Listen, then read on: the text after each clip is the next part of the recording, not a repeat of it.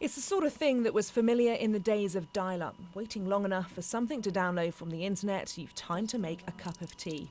In this particular instance, when Nicole gets back to her laptop, nothing has even loaded.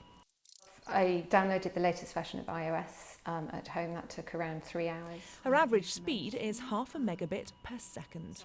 The children have difficulty researching their homework, particularly if we want to show them short recordings of things. Accessing information, government information, county council information, a lot of that's directed through internet sites. It's very difficult working from home, banking is hard. You'd think Nicole's rural village really was in the middle of nowhere, but 6 miles that way is the end of the tube line into central London, and 2 miles this way is another rural village that is on superfast broadband. Across the country, I had similar stories via Twitter. In Wiltshire, a download of just over 1 megabit. In Lincolnshire, 0.5 megabit, but 5 miles away, speeds of over 50. Up in Lancashire, they've taken it into their own hands and are digging trenches to lay fibre to the home. The not-for-profit network Barn has laid 500 kilometres of plastic ducting and connected about 400 households.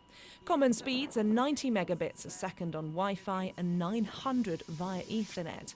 But knowing if you should be setting up your own line or waiting for the government-funded service is a postcode lottery. The UK has been split into 44 areas for broadband delivery. Some, like Northamptonshire, have a detailed map using postcodes so you know when to expect the taxpayer-funded service. Other areas have nothing at all or very basic information, so you've no idea if the line will stop in the village next door. The rollout's being managed by BD UK, and they've been criticised for handing all the contracts to one company, BT. They are so secretive about the maps which would show actually which households will be covered by the rollout of superfast broadband. So people in rural communities can't make alternative provision, which they're anxious to do to ensure they access that broadband. BT say more maps will be released once surveys have been completed.